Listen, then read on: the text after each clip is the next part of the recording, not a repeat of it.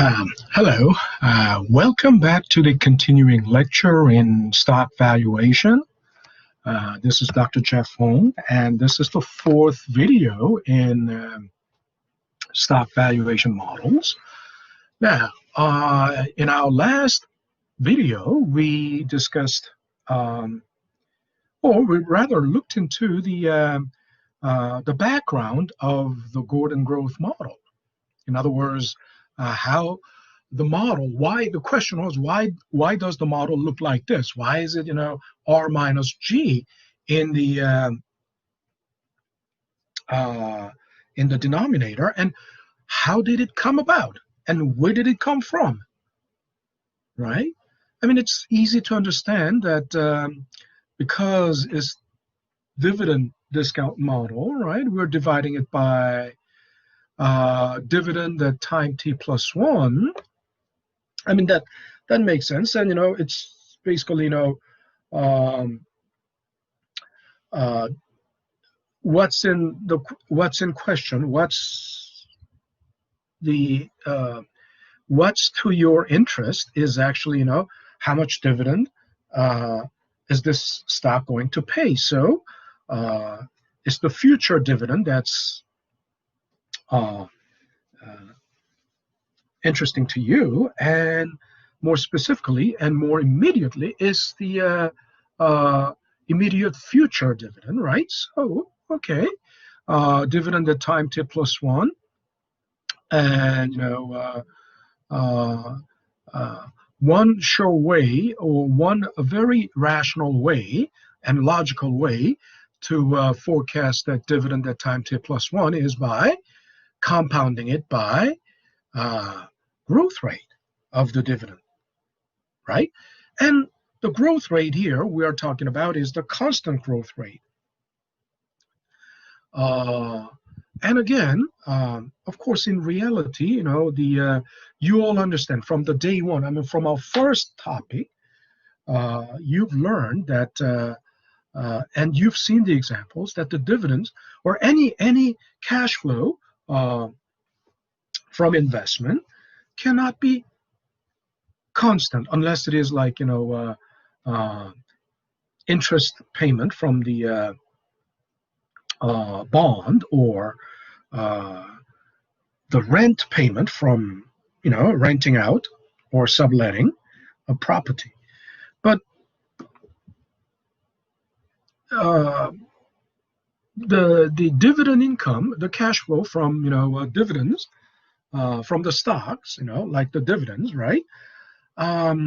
They are incidental income. In other words, the nature of this cash flow is incidental to the profit, right? Or it's dependent on the profit.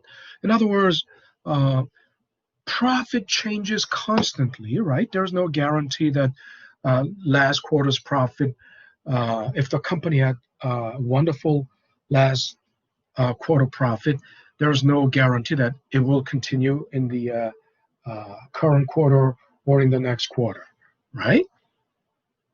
So, and there's no guarantee it's going to continue at the same rate, right? So it's quite natural that the dividends do not grow in reality at a constant rate. It's uneven. It's supposed to be uneven. And that's only natural, right? It's only natural. It's uneven.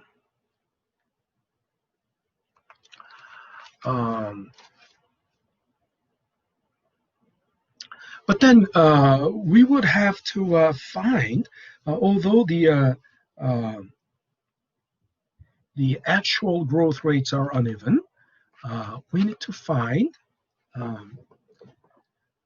constant growth rate. What does that mean? Well, we know how to, right? From the first topic, from the day one, this is what you learned. You must annualize it, right? Annualize, or it can be semi-annualize or quarterize or whatever, But all that means is taking the geometric average, right, of all of those uneven growth rates. Well, we know, and also the next question is, why the denominator looks like this, and that's what we talked about in our last video.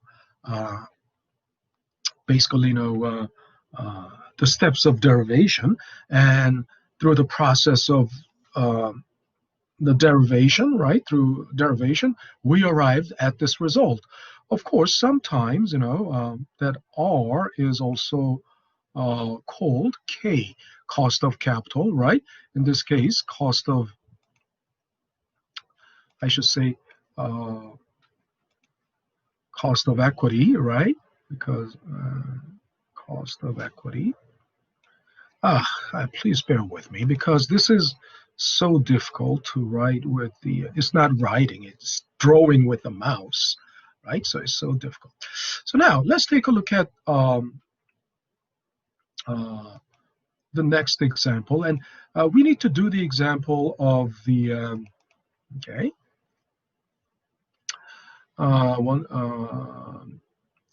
we didn't do the example of even the constant dividend model, or perpetuity model. But it's really easy. So here's the example. Chuck Swimmer estimates that the dividend of Denim Company, an established textile producer, is expected to remain constant at $3 per share indefinitely. So if his required return, in other words, yeah, that's R or K, right?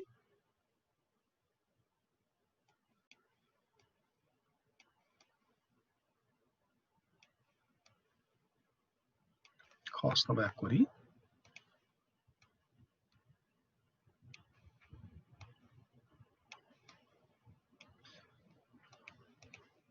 Which is also required return, right? Is 15%, right?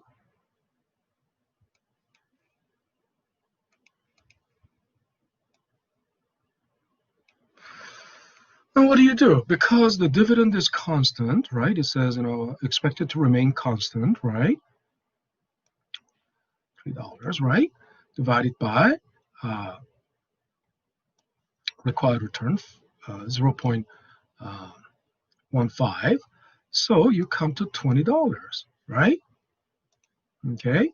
Now, and I probably have mentioned that, usually the notation for stock price is, I use, S here for S at time zero, right? Time zero being, the present. But also, most common notation is V, value, meaning value, right? So V sub zero, right? Value at time zero, right? That's another notation. So this is something you need to know as well. Now here, in this, publisher supplied material, right? I mean, graphics, they used P0, meaning price, but, since we are talking about stock specifically, right? P0, and they just, simply truncated the entire process, and just, skipping all the steps of derivation. They come to remember, in constant dividend model, I showed you the process called infinite geometric series, right? Which is, was fully illustrated and demonstrated in the previous video, right? And then, but they all truncated it, and without intervening steps. In other words, they involve as little math as possible because, of course, if they write a material, right, educational material that is very thorough and detailed in math, uh, it's not very approachable to the general audience. And if it is not approachable to general audience, they are, you know, what does that mean? They cannot sell, right? So the books are generally, all these books are generally made um, with certain target market, right? Of course, most advanced, the books on the most advanced level, on graduate level, on doctoral level, the books that they use on doctoral level, think about it. They are not writing it, they are not writing such a book to sell, right? A huge marketing campaign or and that's none of that's not their concern because obviously they know it has a very limited audience, right? Writing a book on a very advanced level is a matter of prestige and matter of pride and prestige, right? And privilege.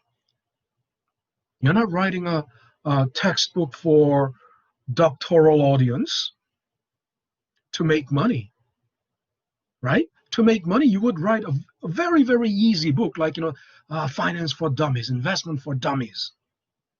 You will sell, because it can speak to a huge audience, literally even to dummies, right? It will be, the target market is so huge, right? And if you are bent on, I mean, if you're intent on making money, you would write a book like that. And also I mean, for the ridership, right? For the authorship, right? Uh, Also, the market for authorship is also free for all. It's almost like because you don't have to be a PhD in, economics or finance, right? You just have some working knowledge of, like, working knowledge of, stock market, and you can write a book. I mean, you worked for, probably, for Goldman Sachs. You just have to work for Goldman Sachs, you must have you can have bachelors only and still work for Goldman Sachs, but you would be mostly in the sales job, marketing job, right?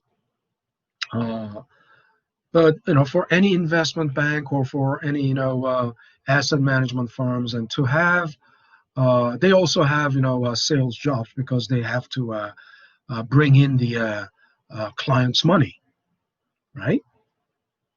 Usually, so for doing client relations, uh, there are people who don't need um, professional education or uh, expert training. They just need to be a good they need to be a presentable people. Just need to be presentable people, like well groomed, just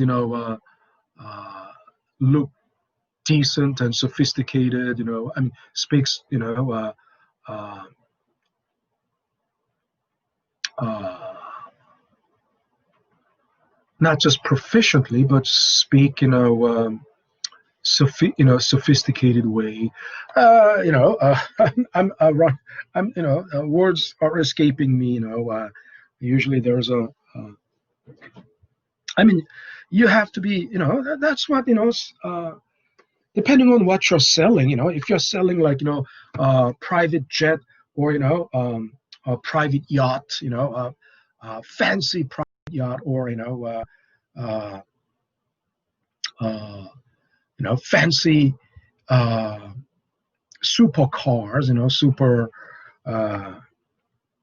like British custom ordered cars like McLaren um, or um, for you know Bugatti or all these uh, upscale cars, right? That are at least like um, above 200 $300,000, right? Uh, you have to, you don't have to have much, you don't need much education. I mean, you just need to be decent and look, uh, you need to look very sleek, right? uh, uh, I know people like that. They are in an um, high profile or upscale um, in the sales profession, sales jobs that are dealing with upscale and high profile clients, and they are dressed like they are dressed like uh, corporate executives or very power dressed, but they are just in sales, of course they make a lot of money, right? But look very sleek, they get they go to for they for their uh, manicures and pedicures and even uh, uh, skincare service because what how they look affects a lot how much they uh, um, how much they sell. There's performance record depends on, but literally what I'm saying is uh, uh, if you're working for, you can still work for Goldman Sachs or investment banks, without a master's degree or graduate degree, right? Bachelor's degree would be enough. Sometimes I've seen in the past, there were some people in Goldman who worked for Goldman Sachs. I don't know if they were on permanent basis or just but nothing more than high school diploma. But uh, uh, they look and talk right, right? They look and talk right to the target audience.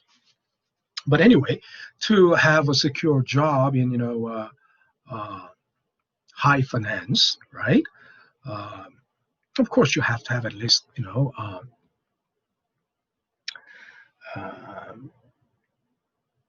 yeah, graduate degree, right? But again, what I'm talking about is uh, the books are written with certain target market in mind. You understand? And the if the book is advanced, right? If the material is advanced, of course you would have very limited audience, and you don't, you can't sell a lot, right? Um, but as long as there's a steady, I mean, there will be graduate schools, at least for the next 50 years. There will be people will be pursuing master's degree and beyond, even above doctorate, right, PhD. There are people who are pursuing advanced degrees uh, for their own promotion, right? In other words, not only accomplishment, it's not uh, I mean uh, self accomplishment, self achievement, right? But actually, not only that, uh, PhD in economics or finance or math or statistics or engineering science, they are related to also uh, related to income, related to job security, related to prestige, right? So there will be constant, although small audience every year, but there will be continued, there will be continuous um, demand for advanced level material. But if you are some people who don't even have a graduate degree, with some experience in the financial market, uh, financial industry, they can still write books like something for dummies. And somewhere along in the topic of rule of 72, I explained to you why there are so many YouTube videos about rule of 72, but really none of only a few of them, handful of them, really explain how it came about, and it's about how and why, right? And the videos about just you know um, uh, what is rule of 72, and uh, but it doesn't but the videos that doesn't explain why of all the numbers, of all the divisors, why of all the dividends, why 72? I mean, where did that come from? I mean, the videos that don't address that aspect, why and where it come from, right? Those are rubbish, right? And those are basically like rule of 72 for dummies, right? And on the surface, right, it may seem like those are very useful practical videos, but then think about it. Using rule of 72 without understanding why of all the numbers 72 and where it came about, where it come from, and why uh, and how it came about, right? Uh, this is what is more important than what is rule of 72. You understand? So just like that, there may be many videos, many educational, so-called open resource, educational resource materials, but if they are not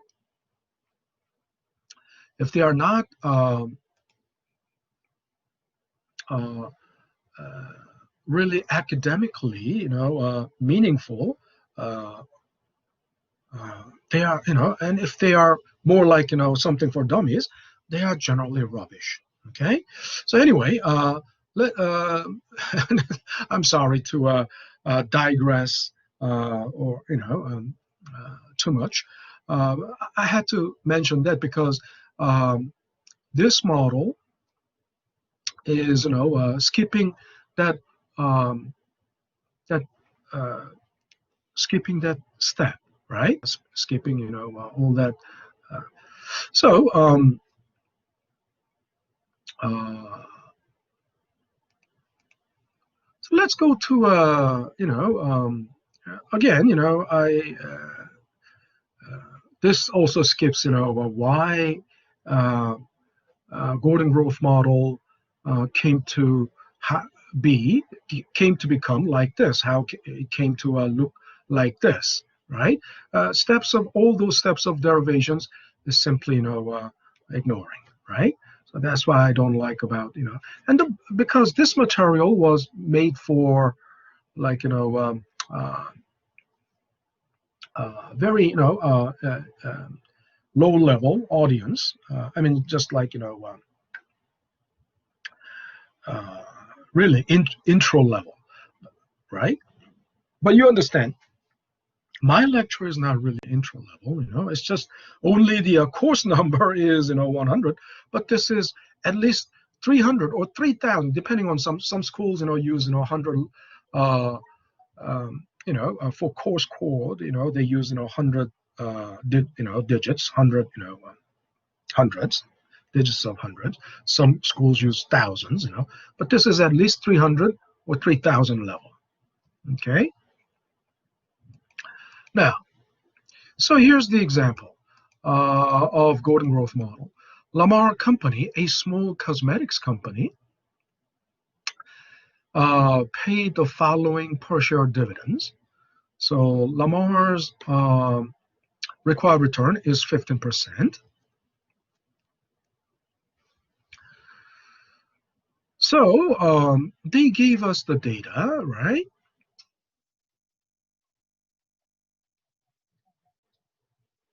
Um, uh, uh,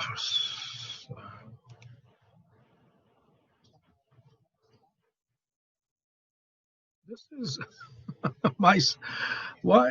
Where is it playing? I just don't know. It's coming out of nowhere. It's coming out of nowhere. I don't know where it is coming from. Um,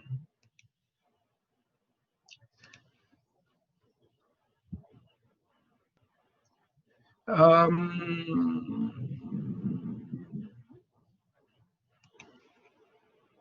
I don't know why. This is coming from. Oh, this is my own other video was playing on YouTube. Automatically. I'm sorry about that. Um, okay. Um,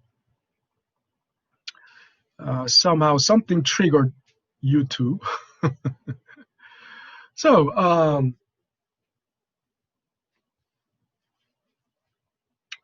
So in this example, right? So time zero. This is time zero, right? Current year. 2012 is time zero, right? So we are at the end of 2012, and this we just got paid, the dividend of $1.40, and for the last 5 years. So this is time t minus one. 2011 is time t minus one, right? And now you can tell that this is t minus two, t minus three, t minus four. This is time t minus five, right? Makes sense? So over the last, 5 years, they paid dividends, and in 2007, the dividend was $1. 2008, $1.05, and you can tell the growth rate in dividend is 5%. And then between 2008 and 2009, it is like 6.67%. Uh,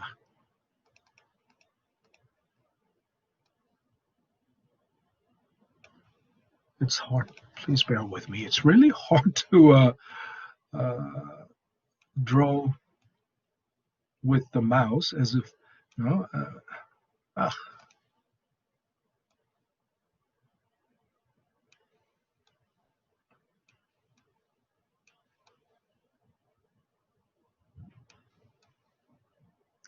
and as you can see, I mean, we don't have to keep doing this over and over.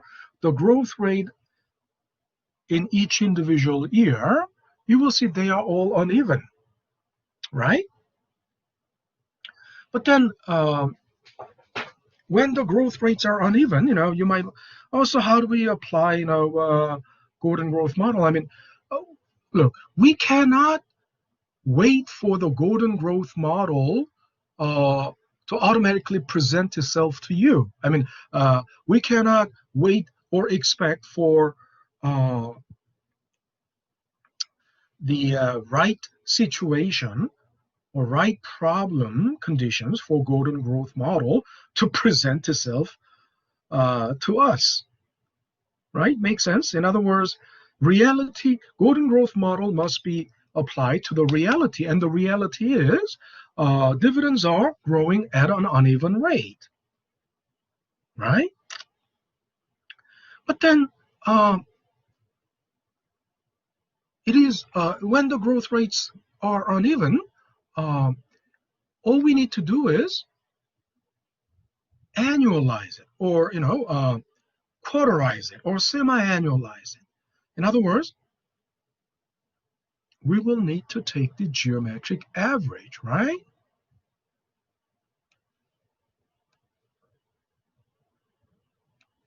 Uh, geometric. I'm not going to write anymore, but you understand geometric average, right? And do you remember how you do the geometric average? Yeah, this is we did this in this is basically solving the single cash flow model for R, right? Remember? So it's future value over present value raised to 1 over n. Now in this case, the future value is the dividend in 2012, right? So this is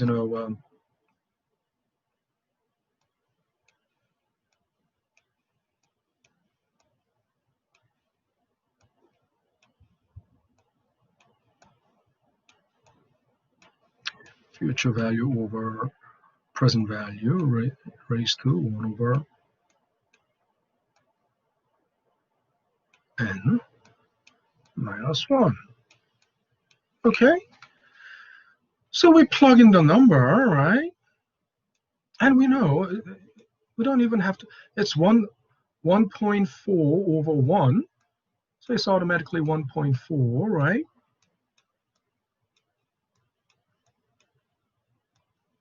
And it's 5 years, right?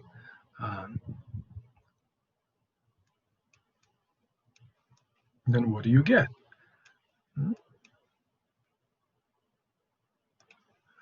Then you will get something like 6.9 something. Let me run the number, right? It will be almost like 6.9% or something like that. It's close to so 1.4. You can all do that with me. Raised to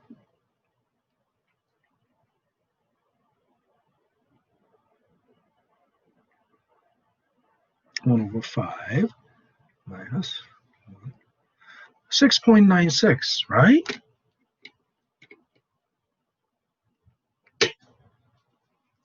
%, which is almost 7%. Oh, come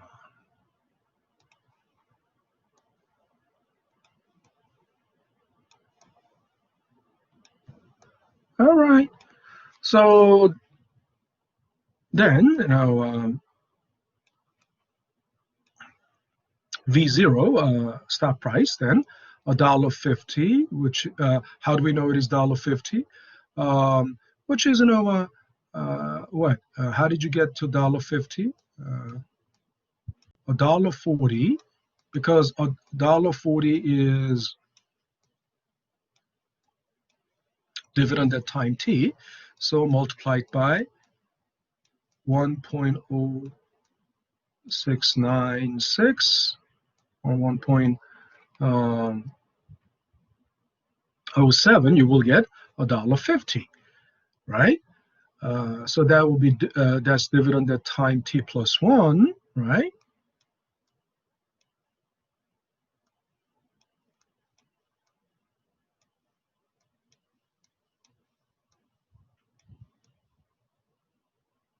Right, dividend at time t plus 1, and R minus or cost of equity, my growth rate, and there you go. It comes to 1875. Okay, all righty. So that's it for this segment of the lecture, and I will see you in the next video. Stop recording.